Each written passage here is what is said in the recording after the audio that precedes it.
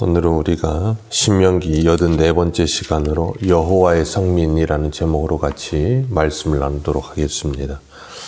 오늘은 하나님께서 12절에 3년째 11조에 대해서 말씀하십니다.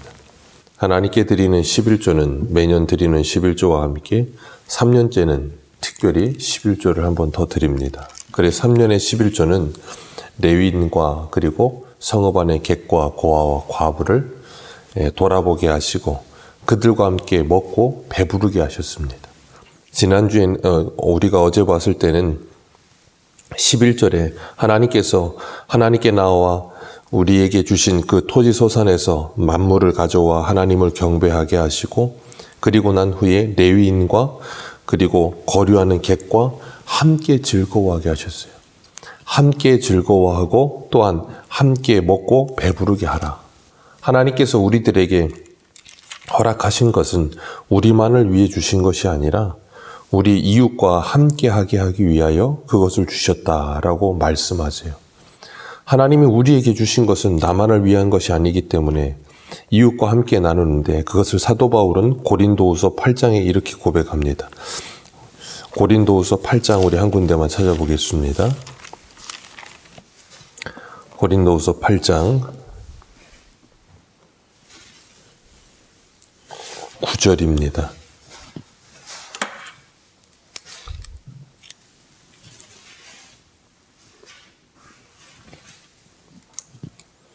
8장 9절 같이 읽겠습니다. 시작.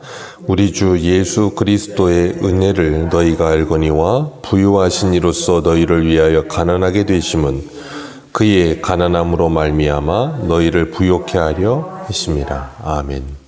예수 그리스도 부유하신 그분이 가난해지셨대요. 그 이유는 우리를 부유하게 하기 위하여 가난하게 되셨다라고 말씀하시면서 그 예수 그리스도로 말미암아 우리가 부유하게 되었다라고 말씀하세요. 그렇기 때문에 그 부유함을 가지고 뭐하라 그러는 거예요? 옆에 있는 어려운 이웃들을 위해 연보하라. 그 말을 하고 있는 겁니다. 그러면서 12절에는 할 마음만 있으면 받을 터이요 없는 것을 받지 아니하시리라. 14절 같이 읽습니다. 시작. 이제 너희의 넉넉한 것으로 그들의 부족한 것을 보충함은 후에 그들의 넉넉한 것으로 너희의 부족한 것을 보충하여 균등하게 하려 함이라. 기록된 것 같이 많이 거둔 자도 남지 아니하였고 적게 거둔 자도 모자라지 아니하였느니라. 아멘. 하나님께서 우리에게 주신 것들을 가지고 우리의 유효한 것, 우리에게 주어지는 것 중에 남는 것, 그런 것들을 이웃들과 함께 나누면서 그들의 부족함을 채우게 하셨어요. 그래서 그들도 먹고 배부르게 하며 함께 즐거워할 수 있도록 하나님이 주신 은혜를 나누어 함께 즐거워할 수 있도록 하나님께서 우리에게 말씀하십니다. 그래서 이 3년에 드리는 11조는 하나님의 사랑을 이웃사랑으로 흘려보내는 귀한 통로가 되게 하신 거예요. 그래서 신명기 14장 23절은 너는 마땅히 매년의 토지 소산의 11조를 드릴 것이며 내 하나님 여호와 앞 곧 여호와께서 이름을 두시려고 택하신 곳에서 내 곡식과 포도주와 기름의 11조를 먹으며 내 우양에 처음 난 것을 먹고 내 하나님 여호와 경외하기를 항상 배울지니라 그러셨어요. 하나님 앞에 매년의 토지의 11조를 드리면서 하나님 경외하기를 항상 배우라 그러셨습니다. 하나님은 하나님께 11조를 그 하나님께 11조를 드림을 통해서 이스라엘 백성들이 하나님을 경외하고 이웃사랑을 배우게 되기를 원하시는 거예요. 그러니까 11조를 드리는 행위 자체를 요구하시는 것이 아니라 그 11조를 통해 하나님이 이스라엘 백성들이 놓치지 말고 배우며 간직해야 될 것을 가르치시는 거예요. 하나님의 마음을 가르치시고 사랑을 가르치시고 하나님을 경외하는 법을 가르치시기를 원하는 거예요. 그것이 없다면 11조는 의미가 없는 일이 되어지는 거예요. 그렇기 때문에 하나님이 그걸 늘 간수하게 하시는 겁니다. 11조의 시작은 창세기의 아브라함부터 시작되지요. 자신의 조카 롯이 잡혀갔다는 소식을 듣고 자신의 집에 길리온 군사 318명을 데리고 들어가서 약탈하고 도망가는 그 연합군들을 찾아가서 그들을 싸워서 이기고 롯을 찾아오면서 그 소돔과 고모라의 모든 재물들을 가져올 때 멜기세덱을 만나서 11조를 드린 게 11조의 근원이 됩니다. 그러면서 멜기세덱을 통해 듣죠. 이 전쟁의 승리는 하나님께서 너에게 주신 것이다 라는 것을 가르칩니다. 그리고 아브라함이 그에게 11조를 드립니다. 아브라함 스스로가 전쟁을 이길 수 있는 게 아니죠. 318명을 가지고 어떻게 네 나라의 연합군을 이길 수 있겠어요. 그 승리를 하나님이 주셨다는 것을 깨닫게 하는 거예요. 그리고 하나님께서 11조를 통하여 우리에게 가르치시는 것은 무엇인가 하면 26장 1절과 2절에 어제 살펴봤던 것처럼 너희들에게 주어서 차지하게 하신 모든 땅, 그 모든 땅이 하나님의 은혜로 주어진 것임을 깨닫게 하시는 거예요. 아브라함을 통해서 승리를 하나님이 주시는 것임을 깨닫게 하시고 모든 땅을 주신 것을 하나님이 주신 것임을 깨닫게 하시고 모든 소산을 주신 것도 하나님이 주신 것임을 깨닫게 하심으로 말미암아 하나님이 나에게 베풀어 주신 은혜라는 것을, 내게 주어진 모든 것은 내 것이 아니라 하나님이 내게 주신 은혜라는 것을 고백하며 하나님께 드리게 하시는 거예요. 그럴 때 우리는 11조를 할 때 뭐 하게 돼요?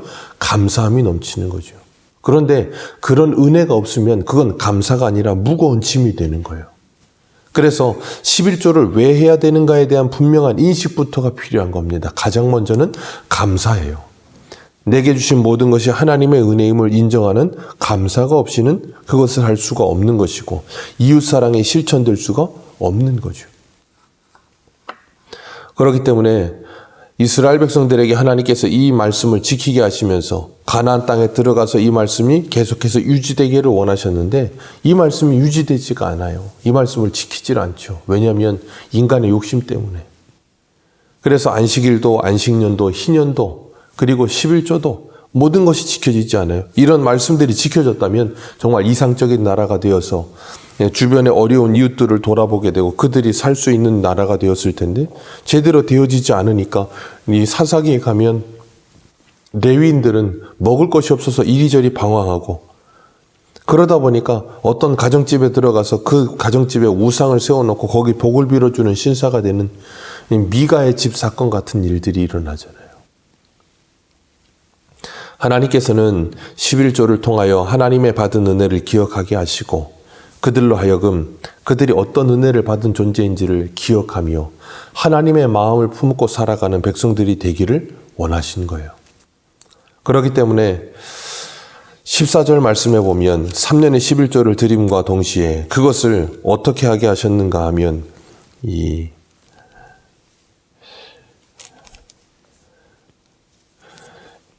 이스라엘 백성들이 그 11조를 객과 고아와 과부와 레위인을 위해 사용하게 하셨고 그것을 잊지 않게 하셨으며 14절 같이 한번 읽습니다. 오늘 본문 14절입니다. 시작. 내가 애곡하는 날에 이 성물을 먹지 아니하였고 부정한 몸으로 이를 떼어두지 아니하였고 죽은 자를 위하여 이를 쓰지 아니하였고 내 하나님 여호와의 말씀을 청종하여 주께서 내게 명령하신 대로 다 행하였사오니 라고 말하고 있습니다. 하나님이 명하신 11조를 다른 용도로 사용하지 않았다는 거예요. 하나님의 명령대로 사용하였다는 겁니다. 그러니 원하건대 주의 거룩한 처소 하늘에서 보시고 주의 백성 이스라엘에게 복을 주시며 우리 조상에게 맹세하여 우리에게 주신 적과 꼴이 이르는 땅에서 복을 내리소서라고 기도하는 거예요. 14절대로 행하였사오니 우리에게 복을 내리워 주옵소서. 하나님은 이것을 통하여 뭘 가르치시는가 하면 14절 자체가 하나님께서 명하신 3년의 11조를 통해 객과 고아와 과부를 돌아보게 하시고 그들을 배부르게 하시는 것 자체가 하나님께 복을 받은 인생이라는 걸 가르치는 거예요. 왜냐하면 그들은 하나님의 은혜를 잊지 않고 기억했으며 또한 하나님이 그들에게 주신 은혜라는 걸 기억하고 감사함으로 이 일을 하는 거예요. 그렇기 때문에 그 마음은 굳어버린 마음이 아니라 부드러운 마음을 가지고 하나님의 말씀에 순종하는 상태가 되어 있는 거예요. 그게 이미 뭐 한 거냐면 하나님의 복을 받은 상태예요. 하나님의 넘치는 복을 받은 상태로 그들이 살아갈 수 있도록 하나님은 그들에게 이 명령을 허락하신 거예요. 그러니 명령은 그냥 이 명령을 하나 지키고 지키지 않는 것이 아니라 하나님의 백성답게 살아갈 수 있도록 하나님께서 그들에게 주시는 안전장치와 같은 거예요. 오늘 본문에 보면 16절 말씀에 이렇게 말씀하십니다. 오늘 내 하나님 여호와께서 이 규례와 법도를 행하라고 내가 명령하셨나니 그런즉 너는 마음을 다하고 뜻을 다하여 지켜 행하라. 17절에도 내가 오늘 그런 표현이 나오고 18절에도 여호와께서도 내게 말씀하신 대로 오늘이라는 표현이 3번이나 3절에 반복돼서 나오고 있어요. 하나님이 명령을 주시면서 그것을 지켜 행하라 그러는데 언제 지키라고요? 오늘 지키라는 거예요. 내일 지키거나 후에 지키는 일이 아니라 그 말씀은 오늘 내가 듣고 오늘 지켜야 되는 하나님의 말씀이라 그렇게 말씀하시면서 마음을 다하고 뜻을 다해서 그 말씀을 지키라. 그렇게 말씀하세요. 그 말씀을 지킬 수 있는 근거가 뭐예요? 17절에 나오죠. 내가 오늘 여호와를 내 하나님으로 인정하고. 우리가 하나님의 말씀에 순종하는 것, 순종하는 근거가 여기 나옵니다. 여호와를 나의 하나님이라고 인정하는 것. 하나님을 나의 하나님이라고 인정하며 그 하나님을 신뢰하는 사람만이 하나님의 말씀에 순종할 수 있는 거예요. 그러지 않고서는 하나님의 말씀에 순종이 되지 않습니다. 하나님을 인정하지 않는데 어떻게 하나님의 말씀에 순종할 수 있겠어요? 그렇기 때문에 하나님은 내 하나님 여호와를 인정하라 그렇게 말씀하시는 거예요. 그런 백성들은 하나님께서 18절에 보배로운 백성이 되게 할 것이라. 그리고 19절에는 뭐라 그러세요? 여호와의 성민이 되게 할 것이라 라고 말씀하세요. 하나님께서 그렇게 약속하시는 겁니다. 그렇기 때문에 하나님의 말씀을 듣고 오늘 그 말씀을 지켜 행하며 적과 꿀이 흐르는 땅에서 하나님이 복을 내리시는 그 복을 누리라는 거예요. 그런데 이스라엘은 그 말씀을 지키지 않습니다. 그래서 하나님의 복을 누리는 것이 아니라 하나님의 저주와 같은 일들을 당하게 되죠. 그래서 하나님께서 어떻게 하세요? 19절에 여호와의 성민이 되게 하시리라 하시는 그 하나님의 말씀을 이루시기 위해서 이 땅에 예수님을 보내주시는 거예요. 그리고 예수님을 통하여 이 언약이 성취되는 겁니다. 그래서 히브리서 8장 10절에 보면 또 주께서 이르시되 그날 후에 내가 이스라엘 집과 맺은 언약은 이러하니 내 법을 그들의 생각에 두고 내 마음에 이것을 기록하리라. 나는 그들에게 하나님이 되고 그들은 내 백성이 되리라. 아멘. 하나님께서 예레미야를 통해 주셨던 그 새 언약을 예수님이 이루어 주시죠.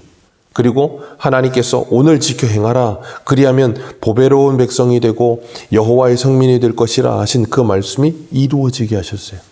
그래서 우리는 하나님의 백성이 되었죠. 그리고 사도 바울은 고린도후서 6장 2절에 이렇게 말합니다. 보라, 지금이 은혜 받을 만한 때요, 지금이 구원의 날이라. 다른 언제가 아니라 오늘 지금 하나님의 은혜를 받고 그 하나님의 은혜를 받은 하나님의 백성으로서 보배로운 백성답게 하나님의 거룩한 성민답게 오늘 하루를 살아가면서 하나님의 말씀에 순종함으로 하나님 경외하기를 배우고 이웃을 사랑하며 하나님의 자녀답게 살아가는 저와 여러분들 되시기를 축복합니다. 기도하겠습니다.